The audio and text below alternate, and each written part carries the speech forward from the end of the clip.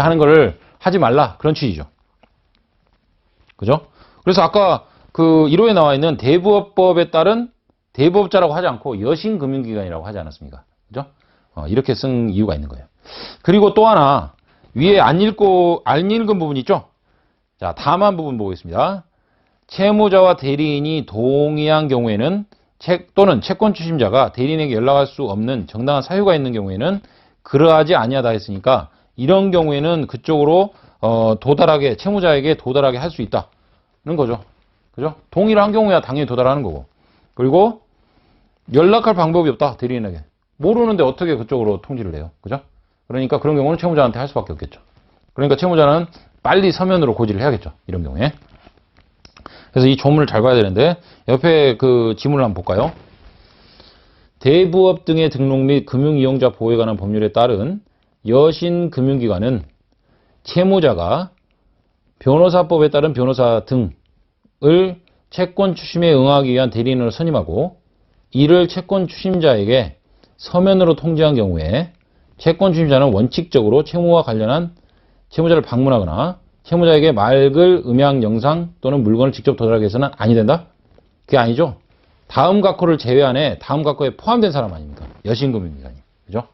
이렇게 정확하게 이해를 하지 않으면 이 문제를 이해하기 어렵게 나왔어요. 그러니까 이 조문이 규정된 취지를 생각해 보시면 쉽게 이해가 될 겁니다. 이 부분도 시험에 나왔기 때문에 한번 보시고. 그리고 네 번째, 관계인에 대한 연락금지. 자, 채권 추심자는 채권 추심을 위하여 채무자의 소재, 연락처 또는 소재를 알 수 있는 방법 등을 문의하는 경우를 제외하고는, 이것도 제외하고 그랬네요. 채무와 관련하여 관계인을 방문하거나 관계인에게 맑을 음향, 영상 또는 물건을 도달하게 해서는 안 된다. 그러니까 예외적인 사유가 있는 거예요. 모르는 경우에 물어보는 정도는 알 수 있다면 소재 파악 정도는 할 수 있다 그 말이죠. 두 번째, 채권 추심자는 관계인을 방문하거나 관계인에게 맑을 음향, 영상 또는 물건을 도달하게 하는 경우 다음 각호에 해당하는 사항을 관계인에게 밝혀야 하며 관계인이 채무자의 내용, 채무 내용 또는 신용에 관한 사실을 알게 해서는 안 된다. 그죠? 본인의 신분 확인을 해라. 채권 추심자의 성명, 명칭, 연락처를 밝히고 또 채권자의 성명, 명칭을 밝히고 난 누구의 채권자 누구의 대리인 누구입니다. 이렇게. 그리고 물건을 도달하게 하는 목적이 뭐냐? 소재 파악을 위한 겁니다. 이렇게 밝혀야 되지 채무 내용이나 신용에 관한 사항을 말해서는 안 된다 그 말이에요. 그죠?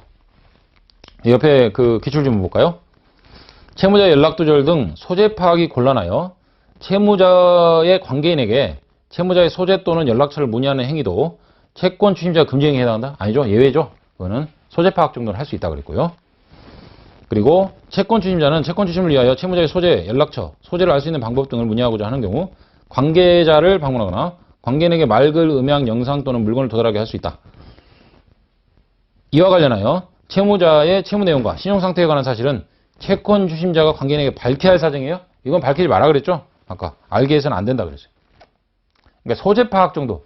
알리긴 알리는데 알리는 목적을 분명히 하고 그리고 알리는 내용도 제한적이어야 한다. 소재 파악에 불과하다. 이렇게 이해를 하셔야 돼요. 그리고 소송행위 금지를 볼까요?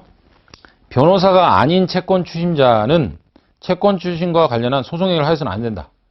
그러니까 신용정보회사에서 소송행위를 할 수가 없는 거예요. 그러니까 외부적으로 이제 법무사님이나 이런 분하고 연계해가지고 거기다 외주를 맡기게 될 수밖에 없겠죠. 의뢰를 받으면. 그래서 소송행위는 할 수 없는 거고. 채권 추심 법무법인 같은 경우에는 변호사 사무실이니까 그런 거를 다 원스톱으로 처리할 수 있겠고요. 여섯 번째, 폭행, 협박 등의 금지. 자, 채권 추심자는 채권 추심과 관련하여 다음 어느 하나에 해당하는 행위를 해서는 안 되는데요. 채권 추심법 9조에 관한 내용이 앞에 그 신용정보법에서도 그런 내용들이 나왔어요. 이 조문을 좀 유의해서 보셔야 되죠. 기존에 시험에 많이 나온 부분입니다. 자, 첫 번째, 채무자 또는 관계인을 폭행, 협박, 체포, 감금, 그에게 위력이나 위계, 행사, 사용하는 행위. 이건 안 되겠죠. 그리고 두 번째, 정당한 사유 없이, 앞에 정당한 사유 없이가 붙어 있는 거예요. 그 부분을 체크하세요. 반복적으로 또는 야간에. 그러면 야간에는 반복적으로 안 해도 문제가 된다는 얘기죠. 그리고 주간에 하는 경우에는 반복적으로 해야 된다는 얘기고. 근데 그 야간의 범위가 오후 9시 이후부터 다음날 오전 8시까지를 말한다 그거예요. 그러면은 그 낮 시간 동안에는 가능하다는 얘기죠. 채무자나 관계인을 방문함으로써 공포심이나 불안감을 유발하여 사생활 또는 업무 평온을 심하게 해치는 행위. 여기는 방문에 관한 내용이네요. 그리고 그 다음으로 보면 정당한 사유 없이 반복적으로 또는 야간에 전화하는 등 말,글, 음향, 영상 또는 물건을 채무자나 관계인에게 도달하게 함으로써 공포심이나 불안감을 유발하여 사생활 또는 업무의 평온을 심하게 해치는 행위. 그죠? 방문해도 안 되고, 그리고 전화 등을 해서는 안 된다. 그죠? 전화하는 등이라고 했죠? 지금은 뭐 여러 가지 형태가 있기 때문에 SNS에다가 올린다거나 뭐 이런 것도 여기에 이제 해당될 수가 있겠죠. 그래서 이런 행위를 해서 채무자나 관계인에게 도달함으로써 공포심이나 불안감, 이거를 거기다가 남겼다 그래서 또는 전화했다 그래서 문제되는 게 아니에요. 공포심이나 불안감을 유발했다. 그래서 사생활 또는 업무 평온을 심하게 해치는 형국. 어느 정도의 행위까지는 가능하다는 얘기예요. 채권자가 채무자한테 돈 달라고 요구도 못하면 그게 되겠습니까? 어느 정도까지는 요구를 할 수 있어야죠. 그런데 그 정도를 넘지 말라. 이런 취지죠. 그래서 옆에 기출집을 보면은 채권 추심자는 정당한 사유 없이 야간에 채무자나 관계인에게 전화함으로써 공포심이나 불안감을 유발하여 사생활 또는 업무의 평온을 심하게 해치는 행위를 하여서는 아니 된다. 이때 야간의 의미가 오후 10시부터 다음날 오전 9시까지예요? 아니죠. 9시부터 오전 8시까지죠. 틀렸고, 채무자의 요청에 따라 야간에 채무자에게 전화하는 행위, 이건 허용해야겠죠. 채무자가 자기가 평일 업무 시간에 낮 시간 동안에는 제가 이 근무를 해야 되고 직장이니까 저녁에 전화를 해주세요 하고 해서 저녁에 야간에 전화했다 이거예요. 채무자가 요청했는데 그걸 금지하면 되겠습니까?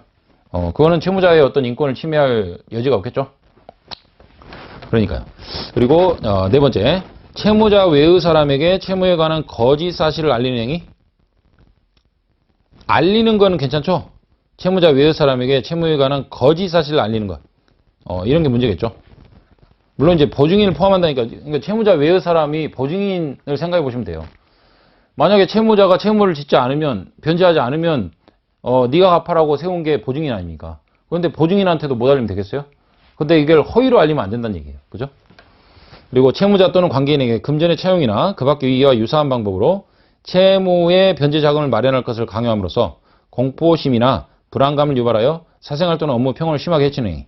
그죠? 어디 뭐 저기 사채업자한테 사채 받아서라도 갚아라. 이렇게 하면 안 된다는 얘기예요. 근데 그 말만 했다고 해서 되는 게 아니고 여기 정도가 나오는 겁니다. 심하게 그런 내용을 했을 경우에 하는 거예요.